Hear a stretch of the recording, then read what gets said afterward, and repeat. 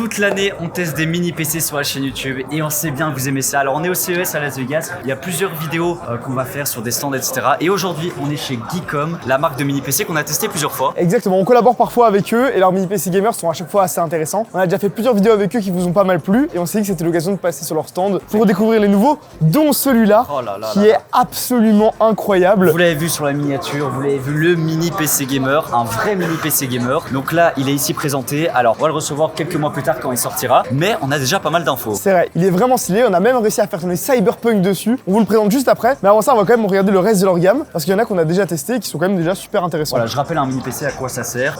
Déjà mini, c'est pour le format, le form factor. C'est beaucoup plus pratique. Alors en soi, gamer, c'est aussi pour profiter de ce form factor. Pour les restaurants, pour les magasins, en fait tout est écrit. Voilà, en fait c'est pour les bureaux, c'est pour l'industrie du médical, l'éducation par exemple dans les écoles ou autres, des mini PC c'est quand même plus pratique que d'avoir des grosses tours. Voilà, ça peut être utile dans plein de trucs. Pour les mini PC depuis le début de la chaîne. C'est quand même stylé, c'est cool à ouvrir, c'est cool de voir les performances et surtout c'est cool d'à chaque fois essayer de lancer des jeux. Il y a des mini PC qui ont des cartes graphiques et d'autres qui n'en ont pas. Celui au bout il a une carte graphique, les autres ici n'en ont pas. Mais à chaque fois il y a des choses intéressantes. On en a même avec des iNote. Si vous êtes à la recherche d'une clé d'activation Windows, on a notre partenaire cette année, GVG Mall, qui tout simplement ont plusieurs offres sur les clés Windows et notamment sur Windows 10 Pro. On a le code FHVIP pour avoir moins 35% de réduction sur les clés Windows. Et une fois que vous avez votre clé d'activation, vous allez sur Windows dans mise à jour et sécurité et dans l'onglet activation. Ensuite, vous cliquez sur modifier la clé de produit et vous n'avez plus qu'à la rentrer. Le code promo FHVIP de moins 35% fonctionne aussi sur les clés Office 2019 et on a toujours le code FHVIP pour avoir moins 35% de réduction. Et en plus de ça, s'il y a quoi que ce soit comme problème, vous avez un chat en direct sur le site. Donc si jamais vous avez un problème avec la clé ou vous ne la recevez pas directement, il y a quelqu'un en direct pour vous aider. On vous mettra le petit lien en description. N'hésitez pas si vous n'avez pas Windows parce que le petit watermark il fait chier, hein, on peut le dire. Allez, on y va, c'est parti. Dans les nouveautés, c'est aussi ça le CES. On a un mini PC, c'est le A7 Geekom. Alors le format déjà est super sympa, c'est vraiment petit. C'est beaucoup plus petit que ma main et on a un alliage comme ça en aluminium. Ça fait un peu penser au Mac Mini et en plus on a des perfs parce que Mathis la config quand même. Alors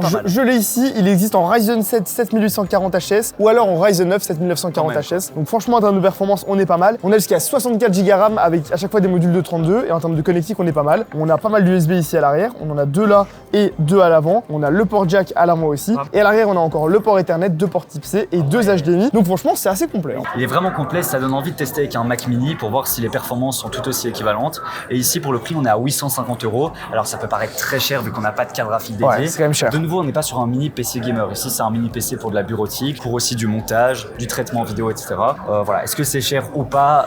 C'est un certain prix, c'est sûr. On continue dans les mini PC non gamer on va dire. On va avoir ici le U1 Pro. Pour l'autre mini PC qu'on avait présenté c'était la gamme AMD, donc un processeur AMD avec une partie graphique intégrée. Là c'est la nouvelle gamme Intel, c'est la Intel Ultra avec la Arc Series XE. Donc c'est la nouvelle partie graphique intégrée. Alors c'est pas une graphique Intel Arc, hein, je vous rassure, mais si vous voulez, Intel a toujours eu un peu de retard sur les parties graphiques et là elle s'est vraiment améliorée. On peut lancer des jeux. Alors on lancera pas Cyberpunk, non, mais on lancera League of Legends. Et elle existe avec une puce Ultra i5 et avec une puce Ultra i7. Donc ça c'est plutôt cool. Et de nouveau avec pas mal de RAM jusqu'à 64 Go. Et au niveau des connectiques c'est exactement comme avant. À part que là il est pas attaché donc on peut le montrer plus facilement. Deux HDMI, deux type C, deux ports USB, un port Ethernet, deux ports USB à l'avant aussi et le port jack. Franchement c'est assez complet. Et d'ailleurs c'est celui-là qu'on a chez Flub pour les benches où ça fonctionne très bien. Il le fait bien chauffer et c'est toujours bien refroidi donc. Ouais franchement ça fonctionne super bien. Celui-ci techniquement il a rien de spécial à part le design qui est juste trop beau. Là vraiment on dirait un Mac Mini. C'est ça, c'est le A7 Max. Celui-là il est super beau. On a 4 USB en avant. Ah c'est incroyable. 4 USB en façade. On va avoir deux ports Ethernet. Et ici c'est le Ryzen 7 7840H ou le Ryzen 9.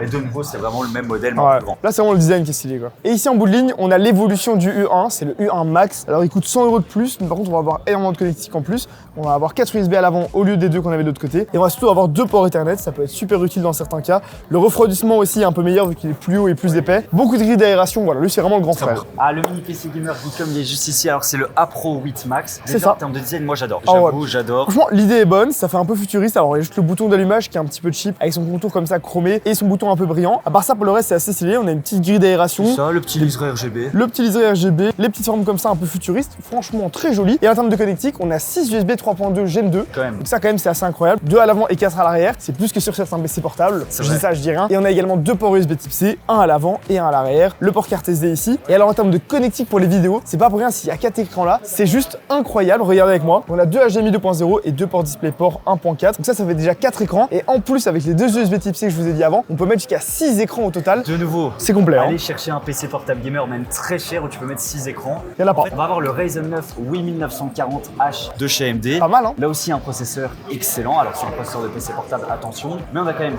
4 GHz au niveau de la fréquence. C'est un Weaker 1613, donc pour du gaming c'est top. On va avoir 32 Go de RAM en DDR5 à 5200 MHz et on peut monter jusqu'à 64 au total avec à chaque fois donc 32 Go par slot.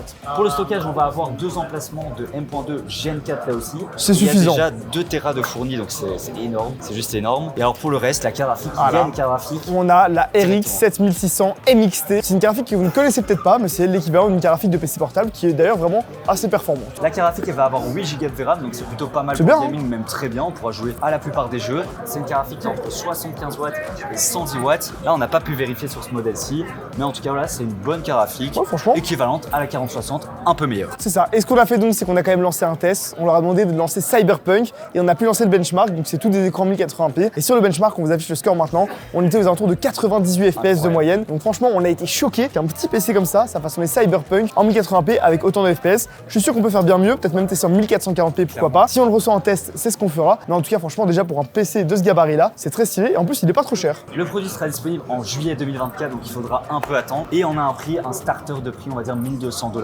Ça va, hein? Un peu plus de 1200 €. Et clairement, ça va parce que si on regarde un PC portable avec un Ryzen 9, 32 Go de RAM en DDR5 et une 4060 de laptop, on est à 1400-1500 €. Donc là, on est un peu en dessous. Clairement, c'est une bonne affaire. En plus, on peut mettre 6 écrans, donc on va dire que c'est un laptop hyper large. Exactement. En tout cas, on espère que cette petite vidéo sur ces mini PC vous aura plu. C'était le petit tour chez Geekom et on se retrouvera très prochainement pour d'autres vidéos.